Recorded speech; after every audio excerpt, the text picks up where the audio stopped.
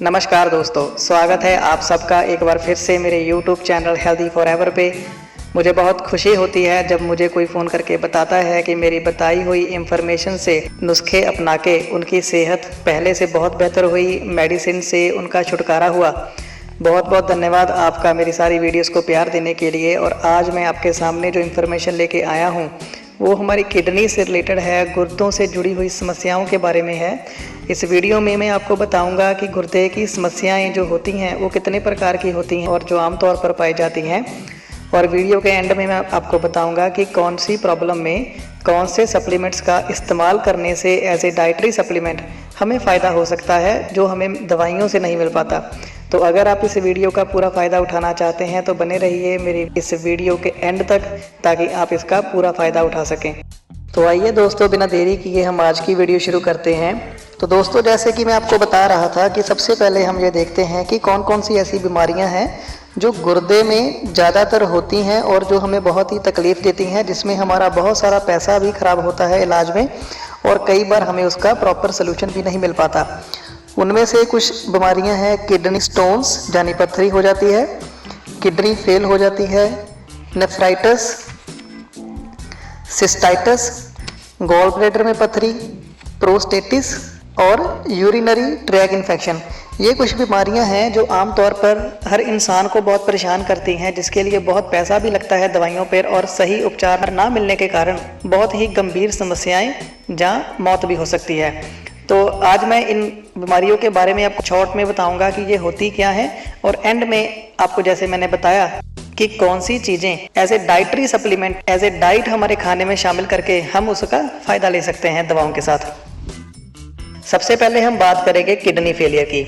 आजकल बहुत सारे पर्सन्स हैं, आपको भी मिल जाएंगे, जो बोलेंगे कि मेरी किडनी फेल हो चुकी है और डॉक्टर ने हमें डायलिसिस सजेस्ट कर दिया है। और ऐसा सुनते ही हमारे रोंगटे खड़े हो जाते हैं, क्योंकि ये एक ऐसा पड़ाव आ जाता है हमारी ज़िंदगी में जहाँ पर मोस्टली हमारा सारे का सारा खाना बंद कर दिया जाता है और हमें ज़्यादा पानी पीने से भी मना कर दिया जाता है। और आप सोच सकते हैं कि ऐसी हालात में बंदा जी कैसे पाएगा। और ये तो एक वैसा ही हालात होता है कि जहाँ पर आके एक पर्सन यही गिनता है कि अब उसका अंत कब होगा। ये एक ऐसी सिचुएशन है जो बुरी तरह जल जाने, डायरिया या उल्टी या दवाइयाँ खा के जो हमें इन्फेक्शन होती है, जहाँ हमें जो साइड इफ़ेक्ट्स होते हैं, सर्जरी या गुर्दे में चोट के कारण जब गुर्दा काम बंद कर देता है, ये वो सिचुएशन होती है। ऐसा होने पर अगर हम इस समस्या का समाधान सही टाइम पर, सही तरीके से, सही खुराक लेके ना किया जाए तो हमारे गुर्दे बिल्कुल काम करना बंद कर देते हैं। अगर हम अपना खान पान सही रख के सही टाइम पर सही उपचार किया जाए तो इसका क्रियाकलाप फिर से शुरू हो सकता है। लेकिन ज़्यादातर गंभीर मामले बिना इलाज किए हाइपरटेंशन, मधुमेह अथवा डायबिटीज़ या आंतरिक दशा से पैदा होते हैं। अंतिम चरण में जब बंदा एक अंतिम चरण में पहुंच जाता है तो डॉक्टर के द्वारा डायलिसिस ही एकमात्र उपाय उसको बताया जाता है, जिससे उसके मशीन के द्वारा उसके शरीर का खून साफ करके उसे इन्फेक्शन निकाल के दोबारा खून डाल दिया जाता है। गुर्दे की इस असमर्थता में 4 पड़ाव आते हैं, जिसमें से सबसे पहला है एट्रोफी यानी क्षीणता, जिसमें गुर्दे का जो विकास है अपूर्ण हो जाता है, इसका साइज कम हो जाता है और गुर्दे की जो कार्यकाल होता है उसमें कमी आती है। दूसरा है हाइपोट्रोफी, इसमें गुर्दे का जो कार्यकलाप होता है उसका स्तर बिल्कुल ही न्यूनतम आ जाता है। तीसरा है हाइपरप्लेजिया, इसमें गुर्दे का आकार बढ़ जाता है लेकिन उसका जो क्रियाकलाप होता है वो बहुत ही कम हो जाता है। चौथा है हाइपरट्रोफी, ढांचागत और गतिविधि संबंधी क्षति हो जाती है। जब तक मूत्र मार्ग सामान्य बना रहता है, चाहे वह कितना भी कम क्यों ना हो, गुर्दा फिर से ठीक होने की संभावना बनी रहती है। डायलिसिस चिकित्सा की अवधियों का अंतराल धीरे धीरे बढ़ाया जा सकता है और फिर एकदम बंद कर सकते हैं। अगर गुर्दे के विभिन्न हिस्सों ने काम करना बिल्कुल बंद कर दिया है तो ऐसी दशा स्थायी बन जाती है और उसे शायद ठीक नहीं किया जा सकता। लेकिन यदि गुर्दे के थोड़े से भी हिस्से को बहाल कर दिया जा सके तो गुर्दे का क्रियाकलाप काफ़ी हद तक दोबारा शुरू हो सकता है। और ये सिर्फ और सिर्फ अच्छी खुराक लेने से ही हो सकता है, जो आज की डेट में हमारे खाने से हमें नहीं मिलती है। इसीलिए ही हमें डाइटरी सप्लीमेंट्स या न्यूट्रिशन का सहारा लेना पड़ता है और ये चीज़ें हमें दवाइयों से कभी भी नहीं मिल सकती। दूसरी समस्या जो होती है वो है नेफ्राइटिस। नेफ्राइटिस में गुर्दों में उद्दीपन हो जाता है। ये दोनों में से किसी एक गुर्दे में सूजन हो जाती है, जहाँ दर्द होने लगते हैं। नेफ्राइटिस एक प्रकार का तो बच्चों में ज़्यादातर पाया जाता है, लेकिन दूसरे प्रकार का आमतौर पर वयस्क पुरुषों में भी पाया जाता है।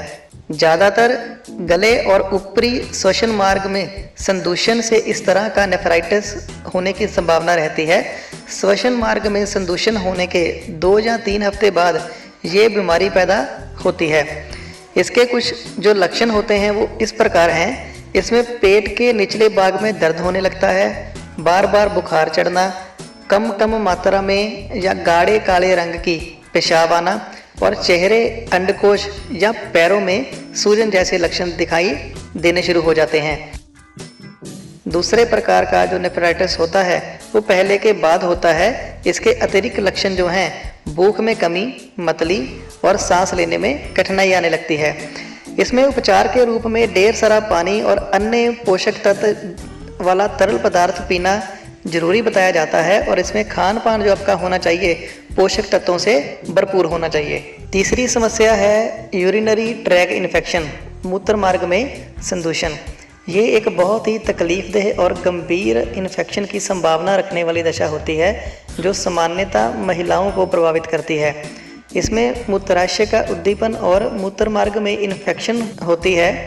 गर्भवती महिलाएं, डायबिटीज से पीड़ित या गर्भ निरोधक गोलियां खाने वाली महिलाएं सबसे ज़्यादा इसकी शिकार होती हैं।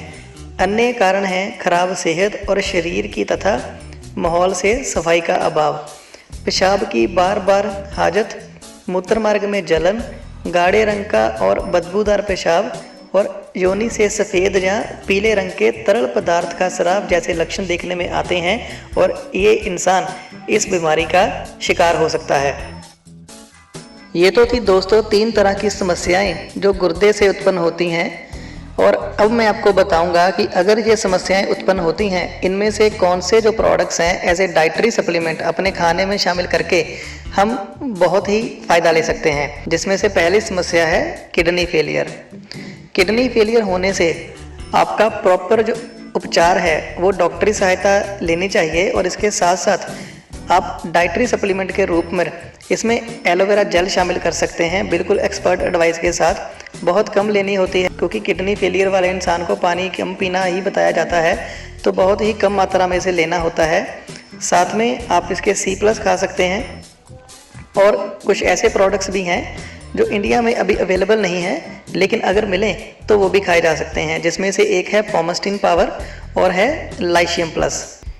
ये प्रोडक्ट्स फ़िलहाल इंडिया में अवेलेबल तो नहीं है, लेकिन अगर मिले तो इनका बहुत ही फ़ायदा हो सकता है। और साथ में आर्कटिक सी सॉफ्ट जेल को शामिल करके हम इस समस्या में बहुत ही फ़ायदा ले सकते हैं और एज ए डाइटरी सप्लीमेंट ये आपको बहुत फ़ायदा कर सकते हैं। आपकी कंडीशन में सुधार भी आ सकता है।